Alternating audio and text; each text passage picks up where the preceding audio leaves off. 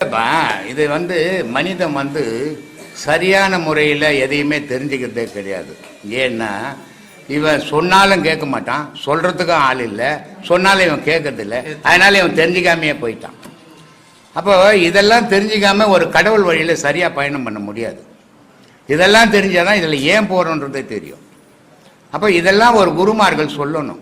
சும்மா சாமியை பற்றி பேசியிருந்தா சாமி என்ன குறையாகுது? சோறில் இருக்குதா, வீடு இல்லை இருக்குதா, சொத்து இல்லை இருக்குதா, புள்ள இல்லை இருக்குதா, பொண்டாட்டி இல்லை, எல்லாமே இருக்குது. அதே பேசி என்ன பிரயோஜனம்? மனுஷனை பற்றி பேசு, மனுஷன் தெரிஞ்சிக்க வேண்டியதெல்லாம் சொல்லு. அதானே இந்த உலகத்துக்கு தேவை, அதானே பிற்காலத்தில் வரப்போகிறது. ஆனால் அதை பேச மாட்டேன்றாங்க. ஏன்னா புக்கை எடுத்துக்கிறாங்க, சாமி பற்றி பேசிட்டு போகிறாங்க. அதனால் மனுஷனுக்கு கடவுளே சரியாக தெரியாமல் போச்சு. அதுதான் குழப்பத்தில் இருக்குது உலகம். 20 பேருக்கு பிடிக்காது. அதனால் நான் பேசுறதாலும் எல்லாருக்குமே பிடிக்குங்க நான் நினச்சிக்கின்னா என்னை விட முட்டாளி யாருமே இருக்குல்ல. அதனால் நீங்கள் கேட்குற கேள்வி எல்லாருக்குமே பிடிக்கும்னு நினைக்கக்கூடாது. அவங்களும் சில கேள்விகள் கேட்பாங்க. நீங்கள் பாருங்க ஐயா, நான் எழுதி வச்சது ஒன்றுமே நான் கேட்கலைங்க. நீங்கள் சொன்னது மட்டும்தான் எழுதி வச்சது தான் முதல்ல வரிசையாக படிச்சிட்டியா? இல்லைங்க ஐயா, அது ஒன்றும் கேட்கவே இல்லைங்க. பரவாயில்லைங்க ஐயா. நான் பாறையில் விதை விதைக்கிறேன்னு கேட்டிருக்கீங்க, அதை மட்டும் கொஞ்சம். இப்போ இங்கே எல்லாருக்கும் உபதேசம் கொடுக்குறேன் நான். சரிங்க ஐயா. இது எவ்வளோ வருஷமா? 16 வருஷமாக இங்கே உபதேசம் கொடுத்துங்கிறேன். இங்கே இல்லாமல் வீட்டில் 10 வருஷம் உபதேசம் கொடுத்தேன். 26 வருஷம் உபதேசம் கொடுத்துங்கிறேன். சரிங்க.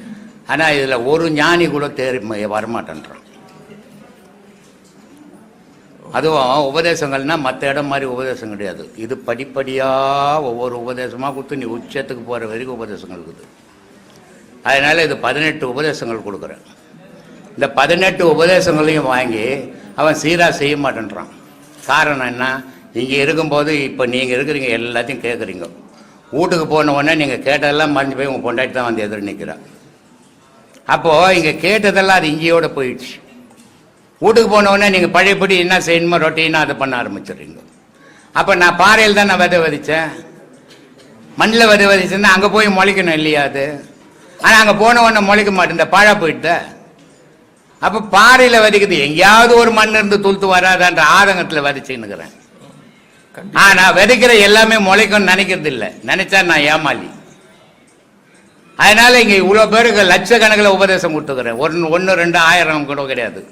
நான் ஆரம்பத்தில் நினைச்சேன் ஒரு 1000 பேருக்கு உபதேசம் கொடுத்தா போதும் அப்படின்ட்டு. ஆனா இன்னைக்கு லட்சக்கணக்கில் போயிடுச்சு, வெளிநாடெல்லாம் போயிடுச்சு. இருந்தாலும் மகான்களா தேடி வருவாங்களா? அந்த பற்று இல்லாத வருவாங்களான்னா தேர மாட்டேன்றாங்க, வரமாட்டாங்க. எவ்வளவு உச்சத்துக்கு போனா கூட அவங்க அந்த பாசத்திலேயே தான் நிற்கிறாங்க, அந்த பற்றிலேயே தான் நிற்கிறாங்க இல்லையா? இப்போ இங்கே நான் 3 நாள் ஆச்சு. எங்கள் சம்சாரம், எங்கள் பேரன், எங்கள் பேத்தி, எங்கள் பிள்ளைங்க எல்லாரும் அங்கே இருக்கிறாங்க. ஒரு அவருக்கு ஒரு வாட்டி போய் எங்கள் பொண்டாட்டி எப்படி இருக்கிறா, நல்லா இருக்கிறாளா, நல்லா இல்லையா, என்ன செய்யறேன்னு பார்த்துட்டு வர்றதில்லை. வந்ததோடு அவங்க சரி, அவங்க வேலையை அவங்க செய்யணும், நம்ம வேலையை நம்ம செய்யணும். ஆனால் இந்த பக்குவம் மனுஷனுக்கு வரமாட்டேன். போயில் எட்டி எட்டி பார்த்து வரேன், கோழி முட்டை இட்டுச்சா, கோழி முட்டை இட்டுச்சான்னு பார்க்குற மாதிரி.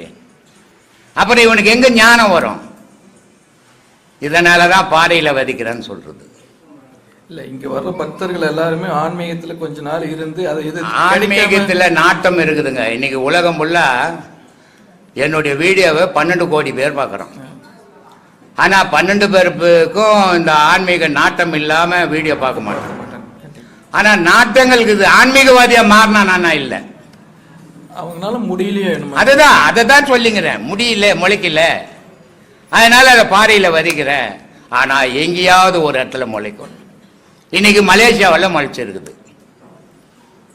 மலேசியாவில் மாந்திரீகத்தில் மலேசியா உலகத்தில் பேர் போன இடம். அதுக்கு அடுத்தது தான் கேரளா. நேற்று மலேசியாவிலேருந்து ஒரு அம்மா அந்த உபதேசம் வாங்கினாங்க. அந்த அம்மா சொல்றாங்க, உங்களுடைய பேச்சு மலேசியாவில் மாந்திரிகத்தை தலைக்கீழே மாத்திடுச்சு சாமி, இன்னைக்கு மாந்திரிகன்றதை மலேசியாவில் இல்லாத போயிடுச்சு அப்படின்றாங்க.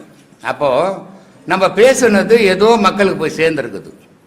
சேர்ற மாதிரி பேசணும். நான் இலக்கணம் இலக்கியம் இதெல்லாம் பேசணும்னா அவனுக்கு புரியாமையே உட்காந்து எதையோ கதை கேட்டு போன மாதிரி போயிடுவான்.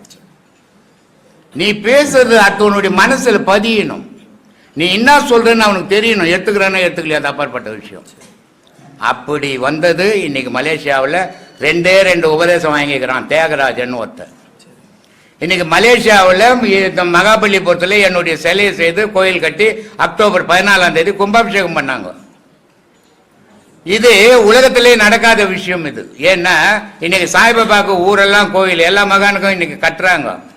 ஆனா உயிரா இருக்கும்போது யாருக்கும் எந்த மகானுக்கும் கோயில் கட்டினதே கிடையாது. உயிரா இருக்கும்போதே எனக்கு தான் கட்டுறாங்க. இது எதுக்காக கட்டுறாங்க, ஏன் கட்டுறாங்கன்னா, நான் என்னுடைய பேச்சு அவங்க மனசுக்கு பிடிச்சிருக்குது. ஆனா இது பிடிச்சிருக்குது அவங்களுக்கு, உலகத்துக்கே பிடிச்சிருக்குதுன்னு நான் நம்பக்கூடாது. அதனால நம்மளுடைய கடமையை நம்ம செய்யணும். யார் எடுத்துக்கிறான் எடுத்துக்கல அதை யோசிக்கவே கூடாது. யோசிக்க ஆரம்பிச்சிட்டீங்கன்னா நீ பொய் பேச ஆரம்பிச்சுடுவாங்க. தெய்வீகத்தில் பொய் பேசக்கூடாது. உலக வாழ்க்கையில் எப்படியாவது போய் சொல்லி எப்படியாவது போச்சுன்னு போ.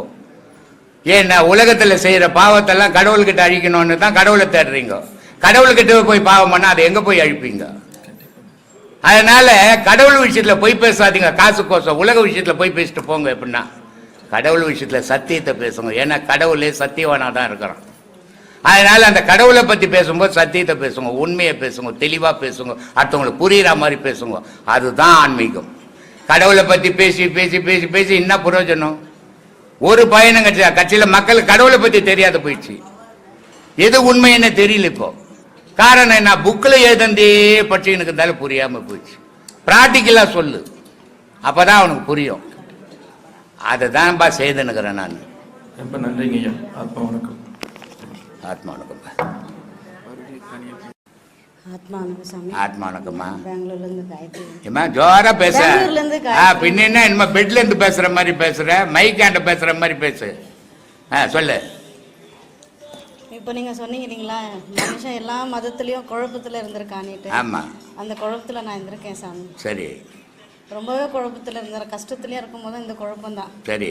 சாமி எங்க இருக்கு, ஏதா இருக்கு, யார் சாமி எது சாமின்னு தெரியாம நான் தேடி இருக்கேன். சரி. சர்ச்சுக்கு போவேன், ஞானஸ்தானம்லாம் எடுத்திருக்கேன். பாரு, இப்போ உன் நெத்தி பார்த்தா தெரிந்த நீ போய்க்கிறேன் நீட்டு. நான் வந்தா அன்றைக்கி உன்னை கணக்கு போட்டேன்னே. அவ்வளோ தெரியாதே உட்காந்துங்கிறேன் இங்கே. ஏம்மா உன் முகம் சொல்லி இல்லை நீ சர்ச்சுக்கு போய் வரேன் நீட்ட சொல்லு. அப்போ அங்க போய் அழுது உண்டு. உண்மை எது? அழுதா யார் வந்து உன்னை கேட்டாங்க? யாரும் கேட்கல. யாரும் கேட்க மாட்டான். அதுதான் உள்ளக்கிறவன் தான் பார்த்துருப்பா. பாவி அப்பாவி நீ எங்கே வந்து அழுவுற, உங்ககிட்ட அழுவு எங்கிட்ட அழுவுன்னு அங்கே எங்கேயோ போய் அழுதுன்னுக்கிறியான்னு தான் நினைப்பான். ஏன்னா அங்கே எதுவும் இல்லை, ஒரு மைதானம் அது. சொல்லு. அப்போ அழுதாங்க கேட்டது ஒன்று, எனக்கு உண்மை வேணும், உண்மையான கடவுள் எது, எனக்கு உண்மை தெரியணும், உண்மை தான் எனக்கு வேணும். இங்கே வந்து அழுதாலும் எனக்கு எந்த அந்த இது நிம்மதி கிடைக்க மாட்டேங்குது. எனக்கு தேவையாக இருக்கிறது வேறு ஏதோ. சரி. எங்கே இருக்குது ஏது இருக்குதுன்னு தேடினது உண்டு தான். சரி. தேடி தேடி நீங்கள் ஒரு நாள் வீடியோவில் மொதல் லாக்டவுனில் அந்த ஷார்ட் பிரேக்கில் பேசினீங்க. நானிட்டு ஒரு ஆம்பளை இல்லைனா கூட ஒரு பொம்பளை 2 பிள்ளைங்களை காப்பாற்றிடுவாங்க. இப்போ நான் பார்த்தேன், என்னடா இது கரெக்டாக நம்மளுக்கே பொருந்த மாதிரி பேசுகிறாரு, யார் இவருன்னுட்டு தேடி நான் உங்கள் வீடியோவில் பார்த்தேன் சாமி. அது எப்படி நீங்கள் எனக்குன்னா பேசணுன்ட்டு அந்த நேரத்தில் வந்ததா, இல்லை இது இருக்குதுன்னுட்டு எனக்கு தெரிஞ்சதா, இல்லை இங்கே வரணும்னு இருக்குதா, இல்லை என் பாவங்க குறைஞ்சதா, இல்லை ஏதாவது எதனால எங்கே இப்படி தேடி வந்தோன்னு எனக்கும் தெரியல. உங்கள் மேலே எதுக்கு இவ்வளோ ஒரு பற்றாயிட்டோம் நாங்கள், இன்னும் எதுன்னா சொல்கிறதுக்குன்னே தெரியல. உங்களுக்கு எப்படி நினச்சாலும் அந்த ரூபத்தில் வந்து நிற்கிறீங்க, எப்படி இது? இதெல்லாம் அவன் செயலுமா, என் செயல் இல்லைம்மா. நான் சாதாரண மனுஷமா நான். ஆனால் நான் வீடியோவில் சொல்லியிருப்பேன், ஒரு கணவன் இறந்துட்டு 2 குழந்தைங்கள கைவிட்டுட்டு அவன் மரணம் அடைஞ்சிட்டான்னா, ஒரு பொம்பளை 4 வீட்டு 10 பாத்திரம் தேய்ச்சாவது அந்த குழந்தைங்கள சீராக வளர்த்துடுவா. அதே நேரத்தில் ஒரு பொம்பளை இறந்து போயிட்டு இவன் கம்பெனிலே வேலை செய்ய லட்சமாக சம்பாதிச்சான்னா கூட அந்த குழந்தைங்கள சீராக வளர்க்க முடியாது. ஏன்னா தகப்பன்றவன் கொடுத்தானே தவிர சுமக்கலை. ஆனால் தாய் என்ற கொடுக்கல, ஆனால் சுமந்தான். அந்த சுமந்தவளுக்கு தான் அதனுடைய வாழ்க்கை அது என்ன பண்ணுதுன்னு கவனிக்க முடியும். ஆனால் கொடுத்தவனால கவனிக்க முடியாது. கவனிக்க முடியாதால அது கெட்டு போதா, நல்லா இருக்குதா, சரியான வழியில் போதான்னு தெரியல அவனுக்கு. அதனால் தகப்பன் வளர்க்குற குழந்தைங்க 100 பேர் வளர்க்குறன்னா 99 கெட்டு போயிடும். அது ஏதோ ஒன்று நல்லா இருக்கும். ஆனால் தாய் வளர்க்குற குழந்தைங்க 99 நல்லா இருக்கும், 1 கெட்டு போயிடும். இது தாயினுடைய வளர்ப்புக்கும் தந்தையினுடைய வளர்ப்புக்கும் ஒன்று. 2 பேரும் உரிமையானவங்க தான் குழந்தைங்களுக்கு. இருந்தாலும் அந்த வளர்ப்பில் வித்தியாசப்படும். ஆனால் இது ஒரு தாய்க்கு சொல்லலை, நான் உலக தாய்க்கே சொல்கிறேன். எத்தனையோ தாய்மார்கள் இது மாதிரி கணவன் இறந்து போய் குழந்தைங்களை சின்ன சின்ன குழந்தைங்களை வச்சுன்னு வேதனைப்படுறவங்கலாம் உண்டு. அதே நேரத்தில் சில அவ்வளோ கஷ்டப்பட்டு வளர்த்து அதுங்க ஆளான உடனே அந்த தாயை மதிக்காத போகிற பிள்ளைங்களும் உண்டு. ஆனால் நான் எல்லா குழந்தைங்களுக்குமே சொல்கிறேன், என் பிள்ளைங்களோட சேர்த்தே தான் சொல்கிறேன். நான் உப்பிட்ட வரை உயிருள்ள நினைன்னு சொன்னான். இன்னைய காலகட்டத்தில் உப்பிட்ட வரை உயிருள்ள வரை அடின்னு போயிடுச்சு, வந்துட்டாங்க பசங்க. ஆனால் இந்த உப்பிட்ட வரை உயிருள்ள நினைன்னா உப்புன்னா சாப்பாட்டுக்கு போடுற உப்பு இல்லை, விந்து ஒரு உப்பு. அந்த விந்தால தான் ஒரு உருவத்தை இந்த உலகத்துக்கு அடையாளம் காட்டினேன். அப்போ உன்னை அடையாளம் காட்டினது உன் தாயும் உன் தகப்பனும் தான், அப்புறம்தான் உன் மனைவி. ஆனா மனைவி உடலுக்கு சுகத்தை தான் கொடுத்தா, ஆனா அந்த தாயின் தகப்பன உனக்கு உயிரையே கொடுத்தான். அப்படிப்பட்ட தாய் தகப்பனை வெறுக்க கூடாது பிள்ளைங்க. ரொம்ப ஆடம்பரமா வச்சுக்கின்னு தாய் தகப்பனை வாழ வைக்காதீங்க, ஆனா துன்பம் இல்லாத வாழ வைங்க. அதுதான் நல்ல பிள்ளைங்களுக்கு அர்த்தம். அதை செய்தா அந்த பிள்ளைங்களெல்லாம் நான் கையெடுத்து கும்பிடுவேன். அப்படிப்பட்ட பிள்ளைங்களை அந்த மாதிரி தான்மா பேசினேன் நான், எல்லா தாய்மார்களுக்கும் தான் பேசினேன். இன்னொன்று என்னன்னா, உங்களுடைய வீடியோ பார்க்குறவங்க எல்லாருமே அவ்வளோதான். எனக்கு தெரிஞ்ச ஒரு அம்மா கூட அவங்க வாட்ஸ்அப் என் ஃபோனில் இருக்குது, அது என் நம்பர் போயிட்டுன்ட்டு பாவம் அந்த அம்மா வேலை மேலே காத்து நின்றுருக்காங்க. இந்த வீடியோ காசுறோம், அவங்க பசங்களாம் இந்த வீடியோ கேட்குறாங்களாம். அந்த அம்மா அந்த ஆண்டி வீடியோ அனுப்பி சொல்லுமா, அந்த ஆண்டி ஏமா பேச மாட்டேறியாங்க. அப்புறம் அந்த அம்மா நம்பர் வாங்கி நான் அனுப்பிச்சி வச்சுட்டு, இல்லை ரொம்ப நல்லா பேசுகிறாரு, நீங்கள் போகிறீங்களாங்க? நான் சொன்னேன், நான் போகிறோம், மாதம் மாதம் போகிறோம். ரொம்ப நல்லா, எங்களுக்கு அந்த பாக்கியம் கிடைக்கல, உங்களுக்கு கிடைச்சிருக்கு, ரொம்ப புண்ணியம் பண்ணியிருக்கீங்க நீங்கள். அவர் மாதிரி ஒரு ஞானியோ குருவோ எதுன்னு சொல்ல முடியல எங்களுக்கும், ஆனால் அவருடைய பக்தர் தான் நாங்கள். எங்களால் அவர் நிறைய நமக்கு எண்ணிக்கையில் தெரியாத அளவுக்கு நம்மளை பக்தியோடு கொண்டாடுறாங்க. ஆனால் நான் எல்லாருக்குமே சொல்கிறது, எல்லா பக்தர்களுக்கும் எல்லா சீடர்களுக்கும் சேர்த்து தான் சொல்கிறேன், அன்போடு வாழுங்க. அன்பில் தான் ஆண்டவர் இருக்கிறான். நீங்கள் அன்பாக இருந்தீங்கன்னா அடுத்தவன் அன்பாக இருப்பான். நீங்கள் அராஜகமாக இருந்தீங்கன்னா அடுத்தவன் அராஜகமாக இருக்கான். நீங்கள் அன்பாக இருந்தோம் அடுத்தவன் அராஜகமாக இருக்கிறான்னா அவனை விட்டு விலகிடுங்க, அவன் கூட உறவு வச்சுக்காதீங்க. இதுதான் நான் எல்லாருக்கும் சொல்கிற விஷயம். சொல்லுமா. இன்னொன்று எங்களுக்கு இன்னொன்று ஒரு இது வந்திருக்கு, எனக்கும் ஒரு கிருஷ்ணமூர்த்தி ஏதோ ஒரு விண்ணப்பம். நீங்கள் இப்படி உட்கார்ந்துன்னு இருக்கும் போது நாங்கள் எல்லாம் தியானம் பண்ணணும். பண்ணுமா? பண்ணலாம். இன்னும் எல்லாரும் தியானம் பண்ணணும். பண்ணலாமா? நீங்கள் இப்படி உட்கார்ந்துன்னு இருக்கணும், நீங்கள் இப்படி பேசாமல் எங்களெல்லாம் நாங்கள் என்ன பண்ணுறோம் பார்க்கணும். நான் நேற்று கூட காலையில் கூட சொன்னேன், அங்கே உபதேசம் கொடுத்து நேராக நாஸ்டாக் அனுப்பாதீங்க. அப்படி அமைச்சிங்கன்னா நீங்கள் சொல்லி கொடுத்த பாடம் ஞாபகம் இருக்காது. பாடம் உபதேசம் கொடுத்த உடனே அவங்கள போய் உள்ளே தியானம் பண்ண சொல்லுங்கள், பாடம் பண்ண சொல்லுங்கள். பாடம் பண்ணால் தான் அதை எப்படி செய்தாங்கன்றது அவங்களுக்கு ஞாபகத்தில் நிற்கும். அதுக்கப்புறமா சாப்பாட்டுக்கு அனுப்புங்கன்னு சொன்னேன். ஏன்னு சொல்கிறேன்னா, எல்லாருமே உடலுக்குள்ளே 3 பொருள் இருக்குதுமா. இடுப்பில் அம்பாளுன்ற சக்தி நெருப்பாக இருக்கிறான், வயிற்றில் மகாவிஷ்ணுன்ற கடவுள் காற்றாக இருக்கிறான், உச்சியில் சிவம்ன்ற கடவுள் ஓசையாக இருக்கிறான். இந்த முப்பொருள் சேர்ந்ததுன்னா நம்ம கடவுளோடு சேருவோம். இந்த முப்பொருள் பிரிஞ்சு இருக்கிற வரைக்கும் நம்ம மனுஷனாகவே வாழ்வோம். அப்போ மகானுக்கும் மனுஷனுக்கும் என்ன வித்தியாசம் அப்படின்னா, மனுஷனாகவே இதை 3 சேர்க்க முயற்சி பண்ணாமே செத்து போயிடுறான். ஆனால் மகான் என்ன பண்ணுறான், இந்த 3 சேர்த்து பிரித்து சேர்த்து கடைசியில் போகும்போது 3 சேர்த்த உடனே அது எங்கேருந்து உருவாகி வந்ததோ அதிலே போய் இணையுது. அதுதாம்மா முக்தி, மோட்சம். இங்கே போய் நீ செவுத்தாண்டை ஊந்து கும்பிட்டோ, கோயிலில் போய் ஊந்து கும்பிட்டோ, எங்கே போய் கும்பிட்டினால ஒரு பயணம் தராது. நேற்று கூட பார்த்தீங்களா, 2 கிறிஸ்டின் உபதேசம் வாங்கினாங்க. அவர் உபதேசம் வாங்கி தடியே ஒருத்தர் மீசக்கார ஒருத்தர் உட்காந்து பாருங்க, கிறிஸ்டின். அவர் அந்தோனி ஜபராஜ் கிறிஸ்டின். இவங்கெல்லாம் 12 வருஷமாக வந்துன்னுக்குறாங்க எங்கூட்ட. இப்போ அவர் உபதேசம் வாங்கி கிட்டத்தட்ட ஒரு 2 வருஷமாக இருந்துச்சு. இப்போ என்ன பண்ணிட்டாரு, நேற்று அவர் சம்சாரமாக உபதேசம் வாங்கினாங்க. அப்போது போய் நீ எந்த மதத்தில் கும்பிட்டினாலும், எல்லா மதமும் சொல்கிற பொதுவாக எந்த மதமும் உயர்ந்ததில்லை, எந்த மதமும் தாழ்ந்ததில்லை. எல்லா மதத்துலேயும் ஒரு புனித தன்மைக்குது. ஆனால் அந்த புனித தன்மைக்கு மனுஷன் போகிறது இல்லை. இவன் வசதிக்கு எதுவோ அதோட வழிபட்டுட்டு வந்துடுறான். அதனால் உண்மை தெரிஞ்சுக்கிட்டே கிடையாது. பைபிளில் எல்லா ரகசியமும் இருக்குது, குரானில் எல்லா ரகசியமும் இருக்குது, பகவத்கீதையில் எல்லா ரகசியமும் இருக்குது, சிவபுராணத்தில் எல்லா ரகசியமும் இருக்குது. ஆனால் மனிதன் அதுக்குள்ளே போக மாட்டேன்றான். இவனுக்கு வாழ்க்கைக்கு எது தேவையோ அது வரைக்கும் எடுத்துன்னு வரதால இவனுக்கு உண்மை தெரியாமையே போயிடுது. ஆனால் எங்கே போய் சும்மா கும்பிட்டினாலும் பகவத்கீதையில் கடவுள் இருக்குதா? இல்லை. பைபிளில் கடவுள் இருக்குதா? இல்லை. குரானில் கடவுள் இருக்குதா? இல்லை. ஆனால் கடவுளை பற்றி இருக்குது, கடவுள் இல்லை. கடவுள் உனக்குள்ளே இருக்கிறான். இதை தானே நான் சொல்லிங்கிறேன். அப்போ உன்னை தேடினா நீ கடவுளை தெரிஞ்சுக்கலாம். புக்கை தேடியோ கோயில் குளத்தை தேடியோ கடவுளை தெரிஞ்சுக்க முடியாது. உன்னை தேடுங்க, உங்களை தேடுங்கன்னு சொல்றது அதுக்கு தானே. அதான்ப்பா இப்போ கோயிலுங்களை போறாங்க, சாமி கும்பிடுறாங்க. இந்த பாடங்களை யார் ஒருத்தருக்குமே சொல்றோமா?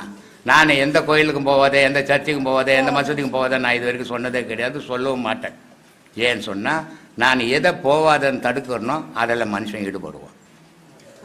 அதனால நான் எதையுமே தடுக்கிறது கிடையாது. ஆனால் இந்த பாடத்தை சீரா பண்ணனா எந்த கோயிலுக்கும் எந்த மசூதிக்கும் எந்த சர்ச்சுக்கும் போக மனசு வராது, எந்த கோயிலுக்கும் போக மாட்டாங்க.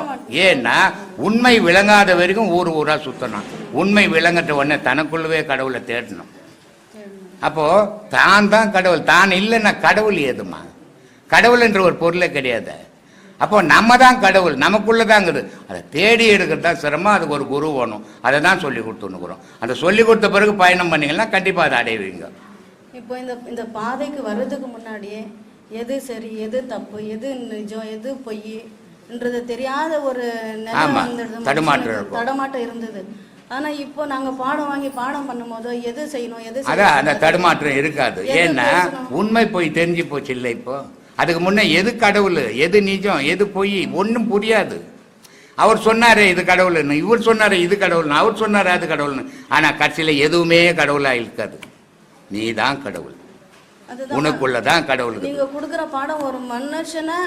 ஆமாம்மா, நான் தான் சொல்றேனே, பெரிய மகான் ஆகாத, பெரிய கடவுள் ஆகாத, தைரியமான மனுஷனா வாழறதுக்கு இந்த பாடம் அவசியம். அந்த பாடம் இல்லைன்னா நீ திடமான மனுஷனா வாழ முடியாது.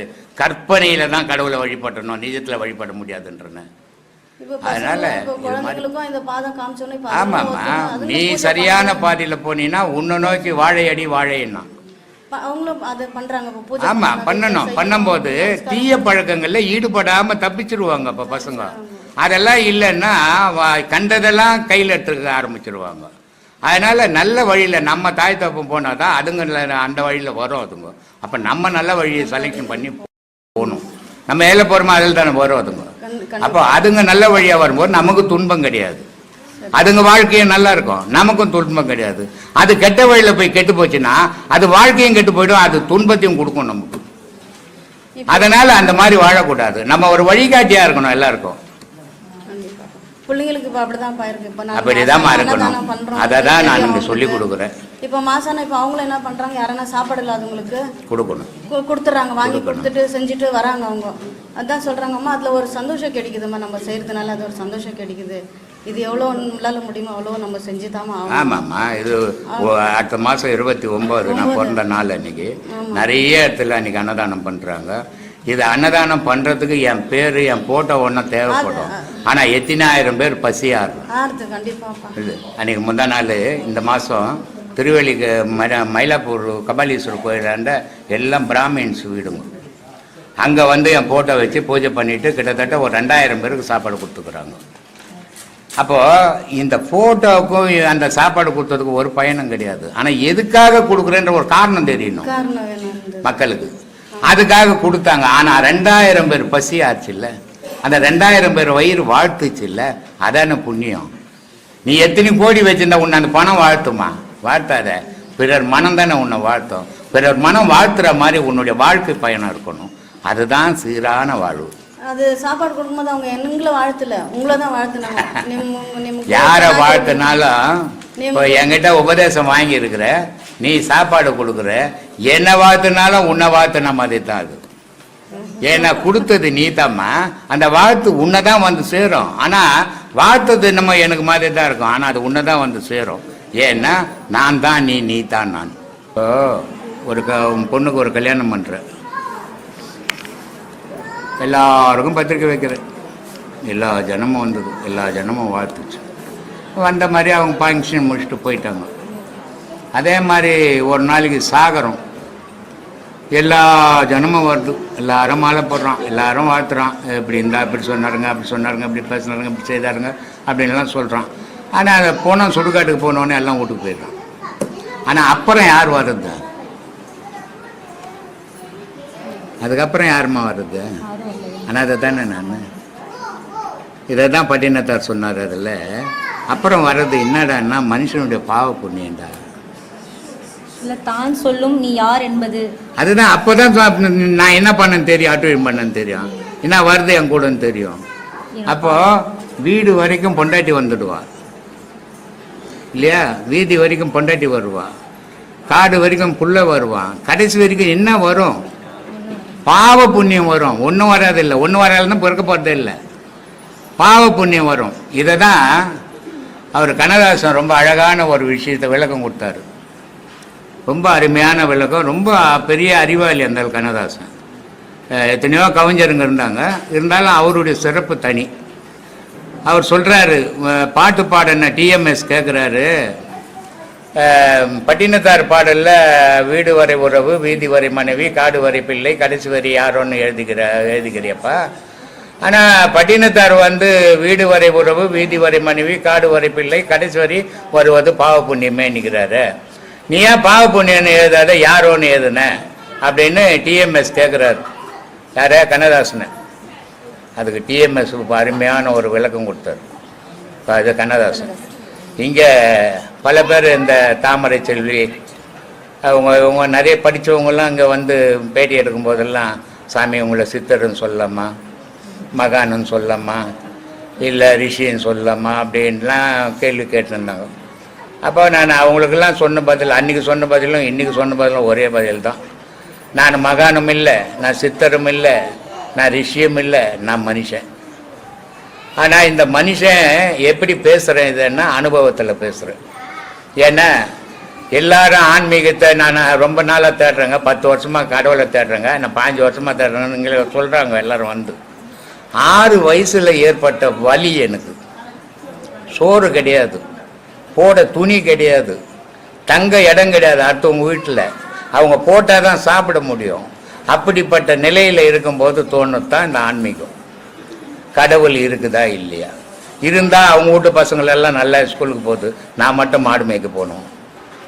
அவங்களுக்கெல்லாம் அப்பா அம்மா இருக்குது, எனக்கு இல்லை. இந்த கேள்விகள் தான் இன்றைக்கி இங்கே எடுத்துன்னு வந்து விட்டுது. அப்போது இந்த மகான் சித்தர் நிறைய பேர் இன்றைக்கி அவங்கவுங்களே ஒரு யாரும் சொல்லலைன்னா கூட அவங்களே போட்டுக்கிறாங்க பட்டத்தை. ஆனால் அதுக்கு ஏற்ற தகுதி நமக்கு இருக்குதான்னு பார்க்கணும், பார்க்காம போட்டுக்கூடாது. அப்போது சித்தருக்கு ஏற்ற தகுதி எனக்கு இல்லை, மகானுக்கு ஏற்ற தகுதி எனக்கு இல்லை, ரிஷிக்கு ஏற்ற தகுதி எனக்கு இல்லை. அதனால் நான் சொல்கிறேன், நான் மனுஷன், அனுபவத்தை பேசுகிறேன் அப்படின்னு சொல்கிறேன். அதே மாதிரி கண்ணதாசன் ஒரு விளக்கம் கொடுக்குறாரு. வீடு வரை உறவு, வீதி வரை மனைவி, காடு வரை பிள்ளை, கடைசி வரை யாரோ அப்படின்றத கடைசி வரை பாவ புண்ணியமே அப்படின்னு பட்டினத்தார் எழுதினார். ஏன்னா அவருக்கு அந்த தகுதி இருக்குது. ஆனால் எனக்கு அந்த தகுதி இல்லை, அதனால நான் யாரோன்னு எழுதினேன் அப்படின்னாரு. அப்போ ஒரு விஷயத்தை நம்மளை புகழ்ந்துக்கணும்னு சொன்னால் நமக்கு அந்த தகுதி இருக்கணும். அந்த தகுதி இல்லாத நானே பெரிய மகானு, நானே பெரிய சித்தர், நானே உலகம் அப்படின்னு சொல்லின்னு இருந்தா அது உலகத்தையும் ஏமாற்றி உன்னையும் ஏமாத்திக்கிற மாதிரி இல்லை அது. அதனால அந்த மாதிரி வேலை இருக்கக்கூடாதுன்னு சொல்றாருமா பட்டினத்தார். ஆனால் ஐயா, நீங்கள் ஒரு காலேஜில் கஷ்டப்பட்டீங்க, அனாதையாக இருந்தேன்னு சொன்னீங்க. ஆனால் இன்னைக்கு இத்தனை வருஷம் கழிச்சு நிறைய பேர் அனாதையாக இருக்கிற ஆத்மாக்களுக்கு, மனசுங்களுக்கு, சரிங்களா, இப்போ நீங்கள் ஒரு வழிகாட்டியாக இருக்கீங்க. அப்போ இல்லை நீங்கள் ஏங்குறீங்க, இப்போ நாங்கள்லாம் பாக்கியசாலிங்கய்யா. உங்களை மாதிரி இருக்கிறவங்க நம்ம கண் கூட பார்க்குறோம். அதுதான் நான் பல முறை வருத்தப்பட்டது உண்டு, கண்ணீர் விட்டது கூட உண்டு. ஏன்னா இந்த ஆன்மீகம் ஆராய்ச்சின்றது நான் மற்றவங்க மாதிரிலாம் பண்ணலை. நான் இவங்களாண்ட போய் கேட்டுக்கினேன், அவங்களாண்ட போய் கேட்டுக்கினேன், இத்தை பட்சிக்கணும் அத்தை பட்சிக்கணும் கேட்கல. நானாக சுயமாக ஆராய்ஞ்சேன் அதை, எது உண்மை எது பொய், என் துன்பத்துக்கு காரணம் கடவுளா நானேவா, இல்லை என் துன்பத்துக்கு காரணம் என் தாய் தகப்பனா, இல்லை நானேவா. இப்படி ஆராய்ஞ்சி ஆராய்ஞ்சி ஆராய்ஞ்சி ஆராய்ஞ்சி அந்த உண்மைகளை எடுத்ததால் தான் இன்றைக்கி இந்த உலக மக்களுக்கு என்னால் முடிஞ்ச அளவுக்கு அந்த உண்மையை சொல்லின்னுக்கிறேன். ஆனால் நான் ஆரம்ப காலத்தில் இந்த கடவுள் நிலையை எட்டின உடனே எனக்கு என்ன தோணுச்சுன்னா, இனி இந்த உலகத்துக்கிட்ட பேசக்கூடாது, நம்ம கடவுளோட இணையணும் அப்படின்ற எண்ணம் தான் எனக்கு தோணுச்சு. ஆனால் அது என்ன தவறோ, என்ன பாவமோ, என்ன புண்ணியமோ, கடவுள் என்னை எடுத்து வச்சு இங்கே தள்ளி விட்டுட்டான். இப்போ இவ்வளோ பேர், இத்தனை ஆயிரம் பேர், இத்தனை லட்சம் பேர்கிட்ட கத்தின்னுக்கிறேன். ஆமாம்மா, காலையில் உட்காந்து 7-8 மணிக்கு இது வரைக்கும் பேசின்னுக்கிறேன். அரசியல்வாதி கூட 1 மணி நேரம் 1/2 மணி நேரம் தான் பேசுகிறோம், பேட்டி எடுத்தால் 1/2 மணி நேரம் தான் பேட்டி கொடுக்குறோம். நான் 5 மணி நேரம் 6 மணி நேரம் கத்திங்கிறேன் சோறு தண்ணியில். அப்போ இது நான் பண்ண பாவம் தானே. எங்க அகக்கண்ணை திறந்து விடுறீங்கல்ல அது எங்க அகக்கண்ணை திறந்து அதனால ஏமா அதனால கடவுள்ன்றது ஒரு புனிதமான பொருள். இப்போ எல்லாரும் எங்கப்பா போய் வர, கல்யாணத்துக்கு போய் வருங்க, எங்கப்பா போய் வர, திருமணத்துக்கு போய் வருங்க. அது என்னது திருமணம்? எனக்கு புரியலம்மா. கொஞ்சம் நீ படித்த பொண்ணு, கொஞ்சம் விளக்கமாக சொன்னீங்கன்னா கேட்டுப்பேன், நான் உலகத்துக்கு சொல்லுவேன். இந்த திருமணம்னு பத்திரிக்கையும் போடுறாங்க. திருமணம்ன்றது என்னது? திருமணம் என்றால் என்னன்னு கேள்வி கேட்டுட்டு போனீங்க. ஆமாம்மா. எனக்கு தெரிஞ்ச பதில் சொல்றேயா. சொல்லுமா. இருமணம் செய்தது திருமணம் சொல்லிட்டு அந்த காலத்துலலாம் சொன்னாங்க. இருமணம்னா யார் மனம்? ஒரு ஆணோட மனசும் ஒரு பெண்ணோட மனசும், அதே மாதிரி ரெண்டு குடும்பத்தாரோட மனசும் ஒத்துமையா ரெண்டு குடும்பத்தார் மனசுன்னா மொத்தம் 6 பேர் ஆயிடுறாங்க. 6 பேர் ஆயிடுறாங்க. ஆனா இருமணம் சேருது திருமணம் அப்படின்றாங்க. இருமணம் சேர்ந்தா 2 மனம் தானே ஆச்சு. 3 மனம் எங்கிருந்து வந்தது? நான் 3 மனம் சொல்லவே இல்லை. திருமணம் என்ன எத்தனை, திருன்னா எத்தனை, அப்புறம் எங்கிருந்து வந்தது? நான் நினைச்ச ஆன்சர் இது என்ன தெரியுமா, இப்பெல்லாம் வந்து எங்க பார்த்தா லவ் மேரேஜ் தான் நிறைய பேர். அதனால வந்து திருமணத்துக்கு போறாரு ஐயரு, அவருக்கே திருமணம்னா தெரியாது. அதனால நிறைய லவ் மேரேஜ் ஆகுறதுனால வந்து இதை பத்தி வந்து கரெக்டா சொல்றதுக்கு தெரியல ஐயா. ரொம்ப ரேர் எங்கேயாவது அரேஞ்ச் மேரேஜ் நடக்குது. ரொம்ப அபூர்வமா தான் அரேஞ்ச் மேரேஜ் நடக்குது. இந்த மாதிரி ஈத்துக்குனாவது ஓடி போட்டோம், இல்ல அரேஞ்ச் மேரேஜ் ஆகுது கிட்ட எதனா இருந்துட்டு போகுது. ஆனா கல்யாணம் தானே அது பேரு, அதுக்கு தானே திருமணம்னு வச்சுக்குது. அது திருமணம் என்ன? திருனா கடவுளுக்கு திரு உயர்ந்த ஸ்தானத்தை. அவரு கல்யாணமா இவங்களுக்கு கல்யாணமா? கூட நம்ம இது கும்பாபிஷேகம் முடிஞ்ச உடனே கடவுளுக்கு கல்யாணம் பண்ண போறோம். கடவுளுக்கு போய் நம்ம கல்யாணம் பண்ண முடியுமா? ஆனா பண்றோம் ஊரே ஏமாத்தத்துக்கு. ஆனா பண்ண போறோமே. இதெல்லாம் கடவுளுக்கு போய் கல்யாணம் பண்ண முடியுமா? மனுஷனால? மனுஷனுக்கே கல்யாணம் பண்ணிக்க முடியாத காலத்துல கடவுளுக்கு போய் கல்யாணம் பண்ண முடியுமா? இதனுடைய உண்மையான பொருள் தெரிஞ்சுக்காமே இப்படியே காலம் போயிடுச்சு. ஆமா, எல்லா பத்திரிகைகள் அப்படிதான் போடுறாங்க. நாங்க எல்லாம் அதுதான் தெரிஞ்சுக்கிட்டோம். எல்லா கல்யாண பத்திரிகைகளும் திருமணம் போடுறாங்க. அதனால நாங்களும் வந்து தொன்று தொட்டு அந்த திருமணம். அதுதான் நான் எல்லாரையும் கேட்டு, சரி இது என்ன திருமணம் 2 மணம்னு போட்டுருக்கலாமே, திருமணம்னு போடுறாங்க 3 மணம்ன்றாங்க. 3 மணம்ன்றது யாருது? அப்பா அது அம்மா சேர்த்தா கூட 6 மணமா போகுதுன்னு யோசித்தேன். பக்கத்துல ஐயர் இருக்காரு. ஐயரும் இருக்காரு. அவரு கதையை விடு, அவரு துட்டுக்கு வந்துக்கிறாரு. அவர் தானே, இவங்க தானே சேர்த்து வைக்கிறவங்க. அதனால இதனுடைய பொருள் புரியாம பேசுற விஷயம். உலகத்துல பூமி அசையாத இருக்குது, ஆகாயம் அசையாம இருக்குது. ஆனா முப்பொருள் அசையுது, உலகத்துக்குள்ள இயங்குது. அது என்னன்னா இயங்குது? நீர், நெருப்பு, காற்று. இது 3 இயங்குது இங்க உலகத்துல. இப்போ இந்த முப்பொருள் ஒன்றா, அதனால தான் கல்யாணத்துக்கு போனால் 16 பெற்று பெருவாழ் வாழுன்னு வாசித்தான். ஏன் இதை வாழ்த்துறான்? 16 குழந்தைய பார்த்தா போலீஸ் ஸ்டேஷனில் தான் இருக்கணும். இப்போ இல்லை போலீஸ் ஸ்டேஷன் இல்லையா, தெருவில் தான் இருக்கணும். இல்லைம்மா, இப்போ லாக்அப்பில் போட்டுருவாங்க. முன்னெல்லாம் இப்போ எத்தனை பார்த்தாலும் பிரச்சனையே கிடையாது. இப்போ 1 பேத்துக்கணும், இல்லை மிஞ்சி போனால் 2 பேத்துக்கணும், செத்து போகுது இன்னொன்னுட்டு. ஆனால் 16லாம் பெற்று எடுத்துன்னு போனோன்னு வச்சு ஊரில் அவ்வளோதான், நம்ம உள்ளதான் போயிடணும்.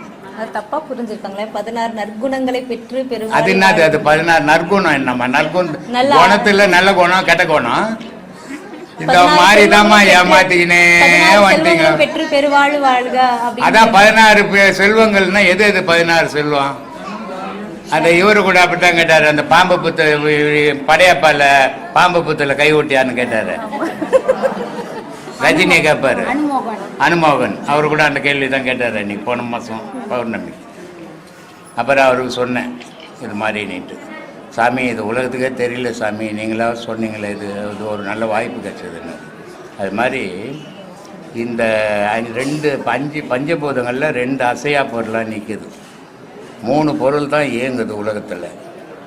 இந்த 3 பொருள் ஒன்று எப்போ சேருதோ அப்போ 16 கலைகள் உண்டாகும். அந்த 16 கலைகள் என்னன்னா அது தெய்வக்கலை. அந்த தெய்வக்கலை இருக்கும்போது அங்கே மரணம் கிடையாது, ஏமா பிடிக்க முடியாது. அதுதான் பக்த மார்க்கண்டேயன். அந்த 16 கலை இருக்கும்போது சிவத்தோட மனிதன் வாழ்வான். அவன் சிவத்தோடு வாழும்போது மார்க்கண்டேயன் யமன் போய் கயரை போட்டால் சிவமும் சேர்ந்து மாட்டிக்கிச்சு. அதனால் சிவபெருமானுக்கோ வந்து யமனியை 8 வச்சு தண்டனை கொடுத்து அமைச்சிடுறாரு. அந்த மாதிரியான கலை அது. சூரிய கலை 12 மனுஷனுக்கு ஓடுறது, அக்னி கலை 8, சந்திரகலை 16. இந்த 16 கலையில் நிற்கும்போது கழுத்து கீழே மூச்சு கிடையாது, அது வாசியாக மாறிடும். அந்த 16 கலையில் மனுஷன் வாழும்போது மரணம் கிடையாது. அது 16 செல்வங்கள். அது அந்த 16ல் நிற்கும்போது நீ மனிதனும் கிடையாது, கடவுளோட வாழற. இங்கே மனித இயக்கமே கிடையாது. இந்த செல்வம் எல்லாருக்கும் கிடைக்காது. இந்த 16 செல்வம் சேரணும். இந்த 16ல் நீ வாழணும். இந்த 16ல் நீ வாழணும்னா என்ன பண்ணணும் அப்படின்னா, இடுப்பில் இருக்கிற அகாரம்ன்ற நெருப்பை ஏற்றணும், வயிற்றில் இருக்கிற மகாரம்ன்ற காத்தோடு சேர்க்கணும். ரெண்டையும் சேர்க்கணும். எத்தனையாச்சு? எத்தனைமாச்சு? 32. வயிற்றில் இடுப்பில் இருக்கிற நெருப்பை எத்தனை போய் காத்தோடு சேர்க்கணும். சேர்ந்தா எத்தனையாச்சு? 2 ஆச்சு. இந்த 2ஐயும் எத்தனை போய் சத்தத்தோடு சேர்க்கணும் உச்சியில். அப்போ எத்தனையாச்சு? இந்த 3 சேர்ந்தாதான் 16 கலை. இதான் அக்னி கலை, இதான் சந்திரகலை. இந்த 16 செல்வங்களை பெற்று நீ உலகத்தில் நிரந்தரமாக வாழணுன்றதுக்கு தான் மகான்கள் ஆசீர்வாதம் பண்ணாங்க. 16 பெற்று பெருவாழ்வு வாழணும். 16னா இங்கே 16 புள்ளியை பெற்றுக்கிறது இல்லை. இங்கே ஜனாதிபதி கூட 16 செல்வம் கிடையாது. உலகத்தில் எவனுக்கும் 16 செல்வம் கிடையாது. அமெரிக்கா ஜனாதிபதி கூட கிடையாது 16 செல்வம். எவனுக்காவது இருக்குமா? இருக்கவே முடியாது. ஆடு மேய்ப்பாரா? ஆடு ஒரு செல்வம், மாடு ஒரு செல்வம், கோழி ஒரு செல்வம், குழந்தைங்க ஒரு செல்வம், நீர்நிலைகள் ஒரு செல்வம். இப்படி 16 செல்வங்கள் இருக்கணும். ஆடு மேய்ச்சின்னு பாரு ஜனாதிபதி போய். அதனால் உலகத்தில் எவனுக்குமே அந்த 16 கிடையாது. 16 மகானுக்கு மட்டும்தான். அந்த 16 பெற்று நீ பெருவாழ்வு, அதுதான் பெரிய வாழ்வு விடாது. இன்பம், சிற்றின்பம், பேரின்பம். அப்போ அந்த 16 கலை பெறும்போது சிற்றின்பத்திலேருந்து நீ பேரின்பத்தை அடையிற. இந்த பேரின்பத்தை அடையணுன்னா இங்கே சிற்றின்பம் ஆணும் பெண்ணும் சேர்றது ஒரு சிற்றின்பம். ஆனால் ஒரு உடலுக்குள்ள, பெண்ணினுடைய உடலுக்குள்ள ஆணும் இருக்கிறான் பெண்ணும் இருக்கிறா, அவள் 2 சேர்ந்தா அது பேரின்பம். புரியுதா? இதை தான் சொன்னார். இருட்டறை மூலையில் இருந்த கண்ணி குருட்டு கிழவன் கூடல் குறித்து குருட்டினை நீக்கி மருட்டி அவளை மனம் புரிந்தாளேன்னார். இருட்டறையில் மூலையில் இருந்தாலும் கன்னி பொண்ணு, அதை முன்பக்கம் வந்தால் மாயை விடமாட்டேன் தான் சேரத்து கணவனோட. கணவனுக்கு காத்து இருந்து வயசாகி போய் தாத்தாவாயிட்டாராம். அப்போ இந்த அம்மா வயசு பொண்ணு போய் அவர்கிட்ட நின்று நடனம் ஆடினவுடனே அவருக்கு கண் பார்வை வந்துச்சான், இளமை வந்துதான். 2 பேரும் கல்யாணம் பண்ணிக்கினாலாம். இந்த 2 பேரும் கல்யாணம் பண்ணிக்கிறதுக்கு காரணமாக இருந்த இந்த மகனை விடுவாங்களா ரோட்டில்? அப்போ மகனை தனக்குள்ளே சேர்ப்பாங்க. அதாண்ட முக்தி மோட்சம்னு. இவ்வளோ கதை இருக்குது. திருமணம்னா திருமணம் இல்லை, அதான் திருமணம். 3 மனம் சேர்றது திருமணம். இந்த 3க்கு தான் ஒரு தாலி கவுத்தில் 3 முடிச்சு போய் 32 முடிச்சு போட்டா என்ன வேணாம். அந்த கவுர் நீட்டாக இருந்தது, நீட்டாக போட்டு நிகழாம தாமுகவர் மாதிரி. ஏம்மா அது ஏம்மா 3 முடிச்சு போடணும்? இந்த 3 முடிச்சு ஒரு கடவுளுக்கு, அம்பாளுக்கு ஒரு முடிச்சு, மகாவிஷ்ணுக்கு ஒரு முடிச்சு, சிவனுக்கு ஒரு முடிச்சு. இது 3 சேர்ந்தால் திருமணம். திருமணம் சேர்ந்தால் பெரும் வாழ்வு. இதை தான் வள்ளலார் சொன்னார். மருந்தோ மருந்து நல் மருந்து நம்முள்ளே இருக்கு மருந்து, கைலை மருந்து இறப்பு பிறப்பு தவிர்க்கும் பெருமருந்துன்னாரு. அந்த 16 கலை இறப்பும் கிடையாது பிறப்பும் கிடையாது. அதை அடையணும். அதுக்கு அந்த திருமணம் தேவை. நீ திருமணம்னா எங்கள் அப்பா வீட்டுக்கார் சேர்த்துக்கினார், சித்தப்பா வீட்டுக்கார் சேர்த்துக்கினாரு, மாமா வீட்டுக்கார் சேர்த்துக்கினாரு. நீங்கள் போங்க சொல்லு. ஒரு கேள்வி தானே இருக்கு உனக்கு, சொல்லு. 5 பெற்றால் அரசனும் ஆண்டியாவான். இப்போ 5 பெண்கள் பெற்றா அரசன் ஆண்டியாவான் சொல்றது அது இப்போ நடைமுறையில் இருக்குது. ஆனால் அந்த 5ன்றது என்னதையா? 5 பஞ்சபூதங்கள். 5 பஞ்சபூதங்கள் யார் அவன் தனக்குள்ளே இணைக்கிறானோ, ஒன்று சேர்க்கிறானோ, அவன் பிச்சை தான் எடுப்பான். ஏன்னா 5 பஞ்சபூதங்கள் அவனுக்குள்ளே ஒன்று சேர்ந்து போச்சுன்னா மனம் கிடையாது, வாழ்க்கை கிடையாது, சேர்க்கணுன்ற எண்ணம் கிடையாது, அடுத்தவனை ஏமாற்றணுன்ற புத்தி கிடையாது. இதையெல்லாம் போயிடுச்சுன்னா அவன் என்னவாவான்? ஆண்டியாக போயிடுவான். அதனால் 5 சேர்ந்தால் அரசனும் ஆண்டின்னா. ஆனால் நம்ம ஆளுங்க என்ன பண்ணிட்டாங்க, 5 பொம்பளை பசங்க பார்த்தா ஒரு அவ்வளோதான், ஒரு கதை முடிஞ்சுது, ஒரு பிச்சை எடுத்துக்கிட்டு தான் இருக்கணும்னு நம்ம ஆளுங்க போட்டாங்க. எல்லாமே நம்ம ஏர்மாறாக தானே யோசிப்போம். அது மாதிரி போட்டு எந்த நினைவு எதோடு. இப்போ ஒரு குழந்தை 3 வயசு குழந்தை டிவியில் காட்டுறான், திருக்குறளை மாறி மாறி மாறி மாறி மாறி கேட்குறான் சொல்லுது. இது வயசாகி எம்ஏ படிச்சவனால கூட சொல்ல முடியல. ஆனால் அந்த 3 வயசு குழந்தை சொல்லுது. இது எப்படி சொல்லும்?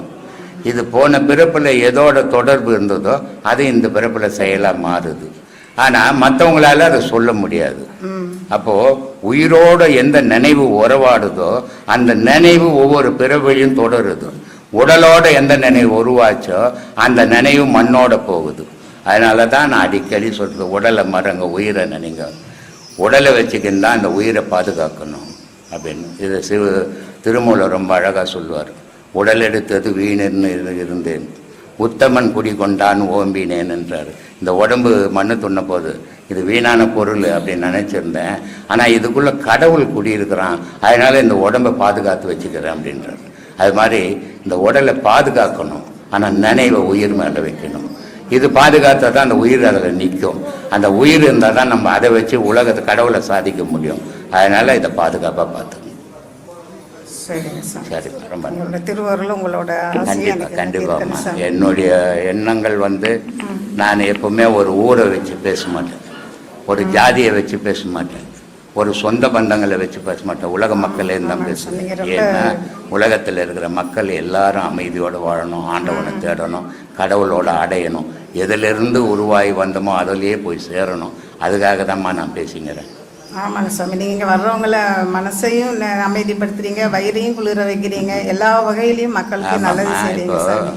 ஒரு அம்மா சிலோன்லேருந்து 4-5 நாள் ஆகிப்போச்சு. இன்னைக்கு அவங்களாண்ட பணமே இருந்தால் கூட இங்கே போய் சாப்பிட முடியுமா? ஒன்றுமே கிடையாது.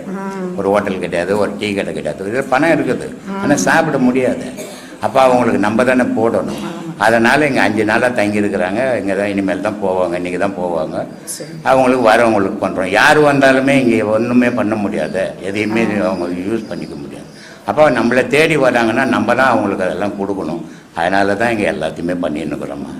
டீ கொடுக்குறோம், காஃபி கொடுக்குறோம், சாப்பாடு கொடுக்குறோம், நாஸ்டா கொடுக்குறோம். எல்லாம் வரவங்க இங்கே சந்தோஷமாக இருந்துட்டு போகணும். ஒரு நாள் அமைதியோடு போகணும். 1000 பிரச்சனை வீட்டில் அத்தனையும் இங்கே வர அன்றைக்கி ஒரு நாளாவது மறந்து இருக்கட்டும் அப்படின்றதுக்கு தான் இதெல்லாம் பண்ணின்னுக்கிறேன். சரிங்க சாமி, சந்திச்சதில் பேசுனதில் ரொம்ப சந்தோஷம் சாமி. ஆத்மா வணக்கம். நன்றி சாமி.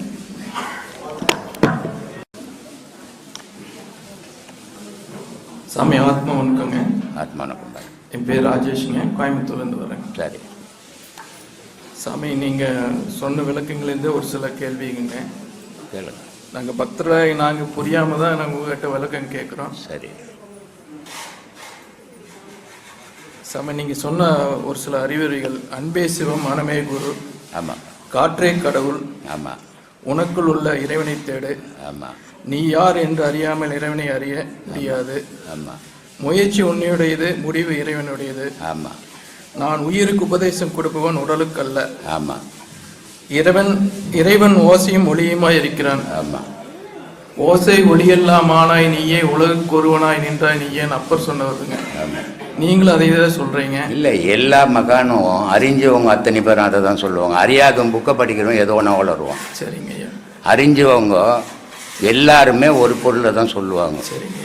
இந்த அறியாமல் காசு கோசம் புக்கை படித்து சாமியாராக போகிறான் தெரியுமா, அவன் கண்டபடி சொல்லுவான். நம்ம அப்படிலாம் சொல்லக்கூடாது. ஏன்னா நான் ஆன்மீகம்ன்றது இன்றைக்கி நேற்று ஏதோ 5 வருஷம் 10 வருஷத்தில் வரல. ஆன்மீகத்தில் நான் இங்கே நம்ம சீடர்களுக்கு கூட சொல்லுவேன், உபதேசம் கொடுங்க. எப்படி உபதேசம் கொடுக்கணும்? நீ மொத்தத்தையும் தெரிஞ்சுக்கணும், நீ எல்லாத்தையும் அனுபவிக்கணும், அதுக்கப்புறம் உபதேசம் கொடு. அப்போ தான் நீ அவன் கேள்விக்கு பதில் சொல்ல முடியும், அவனுக்கு பாடம் சரியாக கொடுக்க முடியும். எதுவுமே தெரியாத காசு கோசம் ஏதோ 2 உபதேசம் வாங்கிட்டு நான் போய் குரு ஆகிட்டேன்ட்டு வெளியே போனீங்கன்னா நீயும் கெடுவ அவனையும் கெடுத்துருவ அப்படின்னு. அது மாதிரி எல்லா மகான்களுமே ஒரு விஷயத்தை தான் பேசுவாங்க, கடவுளை அறிஞ்சவங்க. கடவுளை அறியாதவங்க கண்டபடி உளருவாங்க. படிச்சுட்டு புக்கில் இருக்கிறதெல்லாம் படிச்சுட்டு, ஒரு புக்கில் ஒரு மாதிரி இருக்கும், இன்னொரு புக்கில் இன்னொரு மாதிரி இருக்கும். இது பேசுறது ஒவ்வொரு மாதிரி போயிடும். ஆனால் மகான்கள் பேசுறது ஒரு விஷயமா தான் இருக்கும். ஏன்னா அதுதான் உண்மை, அதுலேருந்து மாறவே முடியாது யாராலையும். அப்போது இந்த ஆன்மீகத்தை நான் 6 வயசுலேருந்து ஆரம்பித்தேன். இன்றைக்கி 74 வயசாகுது. அடுத்த 29 வந்தால் 75 வயசாகுது. இந்த 6 வயசுலேருந்து ஆராய்ஞ்சி எது நிஜம் எது பொய், யார் சொல்கிறது உண்மை யார் சொல்கிறது பொய், இப்படி ஆராய்ஞ்சி பார்க்கும்போது மகான்கள் சொன்னது மட்டும்தான் உண்மை. இப்போ மனுஷன் சொல்கிறதெல்லாம் கற்பனை அப்படின்றது தெளிவு தெரிஞ்சது. அதனால தான் நான் உங்களுக்கு சொல்லிங்கிறேன். சொல்லு. அப்போ நம்ம கொடுக்குற பயிற்சியினால இதை ஒளியுமாவும் ஓசையாகவும் நம்ம பார்க்க முடியுமா? ஆமாம். சரிங்க ஐயா. பற்றற்றவனை பற்றற்று பற்றாமல் பற்றிக்கொள், அது என்னங்க ஐயா? ஆமாப்பா. அதுக்கான விளக்கம். கடவுள் எந்த பற்றும் கிடையாது. கடவுளுக்கு எந்த பற்றும் கிடையாது. அவன் படைச்சதோடு சரி. இப்போ ஒரு குழந்தை பெற்றுட்டோம், அது பெற்றதோடு சரி. இப்போது மகான்கள் குழந்தை பெற்றாங்க. எந்தெந்த மகான் பெற்றாங்க? ஔவையாரினுடைய அம்மாவும் வள்ளுவரனுடைய அம்மா அப்பாவும் குழந்தை பெற்றாங்க. ஆனால் பெற்று போட்டுட்டு போய்க்கினே இருந்தாங்க. அந்த குழந்தை பொழைக்குமா பொழைக்காதா, இதை யார் காப்பாற்றுவாங்க யார் காப்பாற்ற மாட்டாங்கன்னு யோசித்ததே கிடையாது. ஏன்னா அந்த குழந்தை மேலே அவங்களுக்கு பற்று கிடையாது. ஆனால் நம்ம ஒரு குழந்தை வந்து போச்சுன்னா அது ஈ கடிக்குமா எறும்பு கடிக்குமா, அதை எவ்வளோ பாதுகாப்பாக பார்த்து பார்த்து பார்த்து பார்த்து வளர்க்குறோம் அதை. அப்போது நமக்கு பற்று இருக்குது, அவங்களுக்கு பற்று இல்லை. கடவுள் அதே மாதிரி நம்மளை இந்த உலகத்தில் தூவிட்டான், படைச்சிட்டான். ஆனால் படைச்சான்னு தவிர பார்த்துன்னுக்கிறான், பற்றோடு இல்லை. ஆனால் பற்றோடு இருக்க நினைக்கிறான், ஆனால் மனுஷன் இருக்க விட மாட்டேன்றான். காரணம் என்னன்னா, கடவுளுடைய நினைவு உண்மையிலே இல்லை, பொய்யான கடவுள் வேஷம் போடுறான். இந்த பொய்யான கடவுள் வேஷம் போடுறதால கடவுளுக்கே பிடிக்கல அது. அப்போ உண்மையான கடவுள் வேஷம் போடுறவன கடவுள் தேடி தேடி தேடி தேடி எடுத்துக்கிறான். ஆனா பொய்யான வேஷம் போடுறவன தொடர்றதே கிடையாது கடவுள். ஆனா இங்கேயே குச்சிட்டு இங்கேயே செத்து இங்கேயே பிறக்க வேண்டியதுதான். இந்த எப்போ எந்த பொருள்ல இருந்து இது வந்ததோ அந்த பொருளை போய் அடையும் போது அதுக்கு பிறப்பு இல்லாம போதும். ஆனா அந்த பொருளை அடையாம அது இங்கேயே சுத்தம் போது அது பிறப்பு எடுத்துக்கினே இருக்குது, பலாயிரம் பிறப்பு எடுக்குது. இந்த பலாயிரம் பிறப்பு எடுக்கும் போது என்ன ஆகுது, அதுக்கு மனம் விரிவடையுது. எதெல்லாம் எந்தெந்த பிறப்புல எல்லாம் அது பார்த்ததோ அது மனசுல அந்த ஆசையை உருவாக்கின்னு ஆசை அளவு மீறி ஆலமரம் மாதிரி மாறி போகுது. மாறும்போது அந்த ஆசையை இவனால அடக்க முடியல. அடக்க முடியாதால துன்பங்கள் நேருது இவனுக்கு. அந்த துன்பத்தாலேயே இவன் மடியிறான். அப்போ பற்று அற்றவன் கடவுள். நீ என்ன பண்ணணும், உலக பற்று வீட்டு பற்றை விட்டுடணும், கடமைகள் செய்யணும். பொண்டாட்டியை கட்டி போட்டு நான் சாமியாரை போறேன்னா அதை நான் அந்த மாதிரி ஆளை ஏத்துக்கிறதே கிடையாது நான்.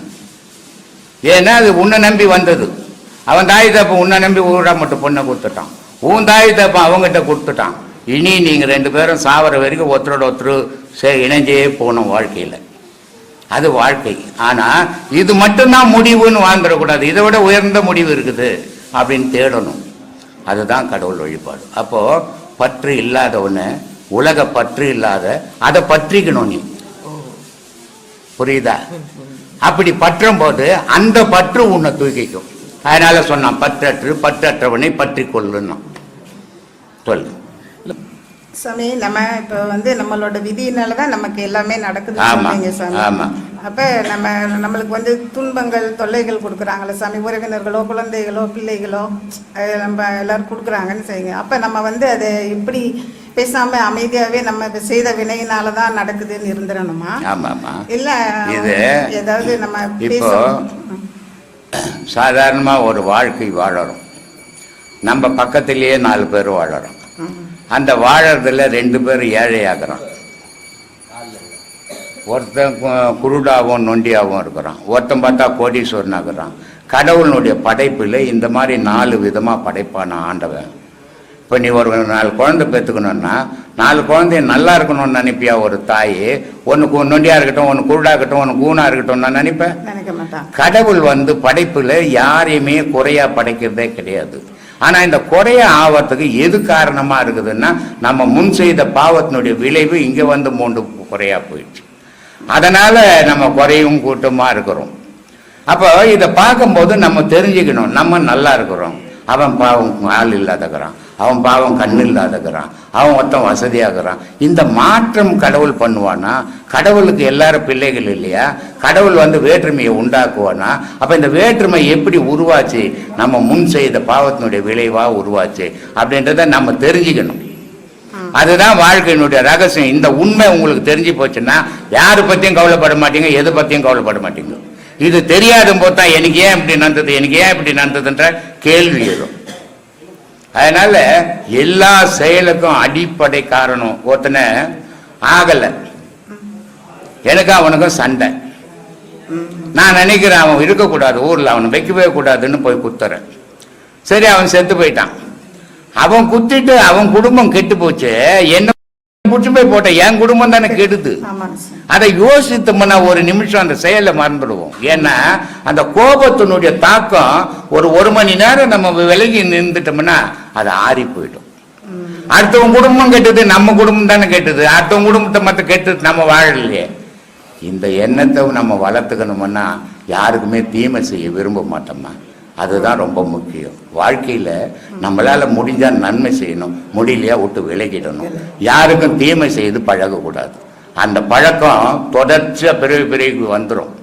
நீ எந்த செயலை இந்த பிறவியில் செய்கிறியோ அது ஒவ்வொரு பிறவிக்கும் வரும். அதனால தான் நான் அடிக்கடி சொல்கிறது, உடலை மறந்துடுங்க, உயிரை நினைங்க. உயிர் தான் அழியா பொருள், உடல் அழியிற பொருள். உடல் மேலே என்ன பண்ணிங்கனாலும் அது மண்ணு சாப்பிட போகுது, ஆனால் உயிர் அழியாதது அப்படின்னு. அதனால தான் சாகா காலன்னா, சாகா காலன்னா இந்த உயிர் செத்ததே கிடையாது. போகா புனல்னா, விந்து ஒரு மனுஷன் சாகிறான்னா இவன் உடல்லேருந்து இன்னொரு உடலுக்கு போக முடியாது. அது ஒரு புகை மாதிரியே மாறிடும். அப்போ போகா புனல். வேகாத்தலை, வேகாத்தலைன்னா மழை நினைக்காது, வெயில் காய வைக்காது ஆன்மாவை, கத்தி வெட்டாது, எதுவுமே காற்று உலர்த்தாது, எதுவுமே பண்ண முடியாத பொருள் ஆன்மா. இந்த முப்பொருள் தாம்மா உலகத்தில் இயக்குது, நம்மளும் இயங்குகிறோம், கடவுளும் நம்மளை அதை வச்சு தான் இயக்கிக்கணுங்கிறோம். அதனால் இந்த உண்மையெல்லாம் நம்ம உணர்ந்தோம்னா நமக்கு வேற்றுமை வராது.